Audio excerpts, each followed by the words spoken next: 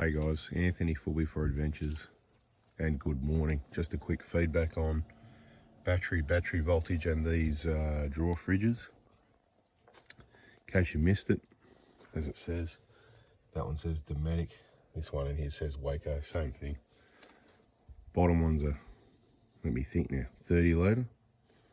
No, 20 litre. The bottom one's the 20 litre, top one's a 30 litre. It is early, brain's half asleep still. Just wanted to show you reality what the voltage is now. It's on 12, but we've got at least one compressor running. Can you hear that? So I can tell you that it was on 12.2. And these fridges are very inefficient. The cooling's at the top and the insulation isn't very good. You can sort of have a feel on here under this bit of rubber mat here. Well, you can't, but I can. Okay, oh yeah, that's nice and cold in there, which means we're losing not a lot of insulation, we're losing a lot of, so they're not efficient. We've got two compressors running. We're up in warmer climates, and you know, they're just not efficient fridges. And even though 7 o'clock in the morning, it's probably lucky if it's 15 degrees at the moment, there's always seems to be a compressor running, which is a testament to how awesomely good these dual force are so far, my experience. And we'll talk a little bit about the charging system in this one as well. We've just got the REDARC SBi down there, no dcdc charger. I've never said you need a dcdc charger, especially for under bonnet and close by applications.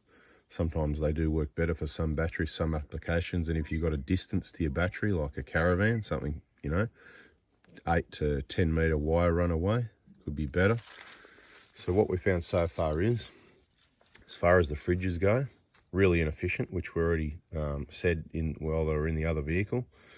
The battery, awesome, really. It's a 90 amp hour, and considering it's run overnight with two fridges with a lot of cycling of the compressor, and it's still 12.2 no load. If we're lucky when we get back, we'll go back to the back again before the end of the video, and we might get lucky and see, yeah, we might see, you know, there is solar panels connected up at the moment, but there's no sun on those at the moment. So don't worry about that. It's not making any difference. You can see the voltage there, 12.0 nothing, whatever, you know, 0.21. It's not even that, right? There's nothing going in there, right? 2.6 watts. But the sun's not on the panels yet. Hopefully will be soon, and either way we'll be driving. So the setup we've done this time is same battery, same fridges. You've probably seen it in other videos. And we've got the K-on dcdc charger bracket here for if you want to run that. But I've also got this little bit off the side there where you can put the SBi12, because in my opinion, there's no point being out here. If this battery falls to pieces and fails, you can't start the car. And with a dcdc charger, there's no button you can press to connect the two batteries together. There's no way of doing that, which is what I just do it the simple way. That's what that alligator clip there is for. The blue wire that comes off the SBi12, we've just connected a male terminal and an alligator clip. Not the best quality because you can see it's going rusty, so we'll get a stainless steel one and upgrade that when we get a chance. But all we need to do is touch that on any of the brass down there on the right hand. See the big red block, see the brass that comes out of it? Touch that on there and that'll manually connect the two batteries, right? For example, this might be down to 12 volts, but it's got enough to start the car. This battery, this is the original factory battery, which on corrugations could be damaged, or, you know, somebody could leave the door open, the interior light on, could flatten the battery overnight, especially if it's not the newest best condition. So this allows us to effectively jump start. The other advantage is, if your alternator fails on any of these engines, you can then use the solar panels to the roof charging the batteries. And manually, this is why I prefer over the button. It's less work to run the wire into the car. And if you want to do this, you don't want to have to sit there and hold the button. You want to be able to just connect. So you want an on-off switch. In this case, I just use, like I said, the alligator clip there. And you can just clip that on there, and the solar panels will charge both batteries.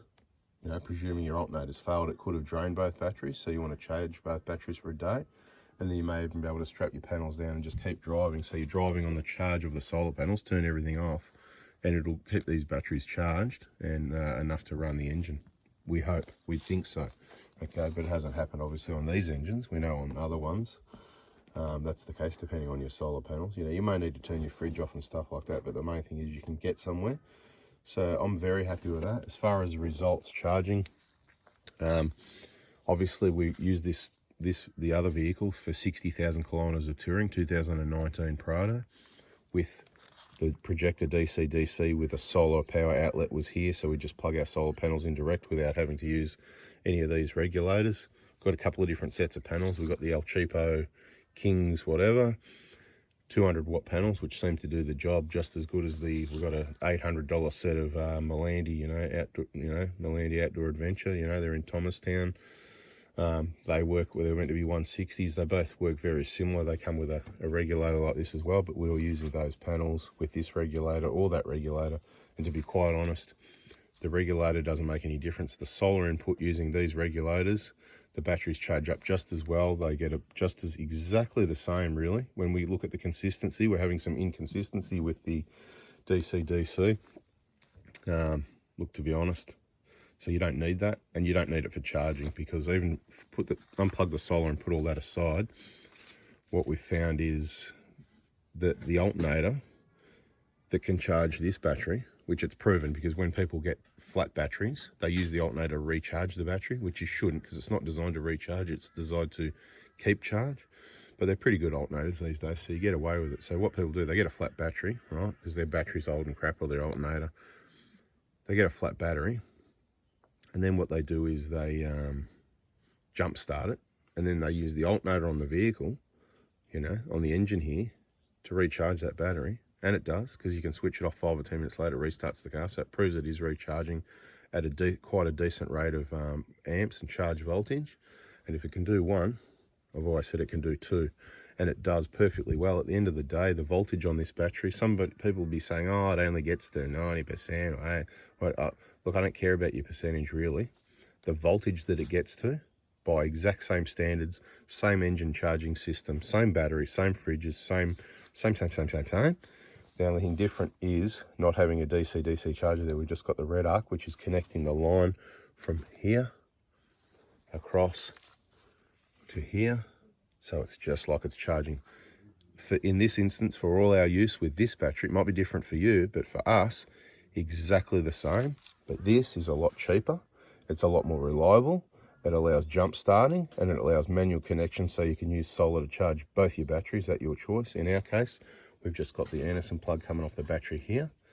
We could have one here as well, but we don't need to, because we got that one. Once we're happy with the charge in this one, or if we want to charge that one straight away, we just connect that wire there, and bada bing, it'll be juicing up both of them. Now let's go to the back quickly and see what the charge voltage is. Oh, we don't need to, we got it here anyway, as I said. So 12.2-ish is the results of, so basically when we obviously switch off the engine, you've got charge voltage, which is around above 13 even, comes down to 13 pretty quick, sticks around 12.9, 12.8 for a long time, you know, for a fair while. Last night it was around 12.8, but in the overnight run from, let's say, 7 p.m. till 7 a.m., so that 12-hour session, it drops from 12.8 down to 12.2, which is a lot when you can compare to other fridges and other batteries, really. Like the Optimas stay up a little bit better than that. But the problem we got is those fridges are just so inefficient. Like at the moment, by the looks of it, it's not running. Let's just go around and have a quick look around there and finish off, eh? Right, so back around here again, see? No compressor running.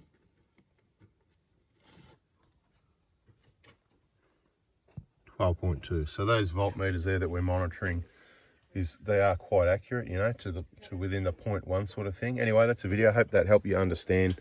These do the job fine, so I'm not getting rid of them or anything like that at this stage, but they do chew a lot more juice, so that's why we've got the 90 amp hour dual force there, as opposed to the Optima 55, which does the job in our other vehicle with a 40 litre angle.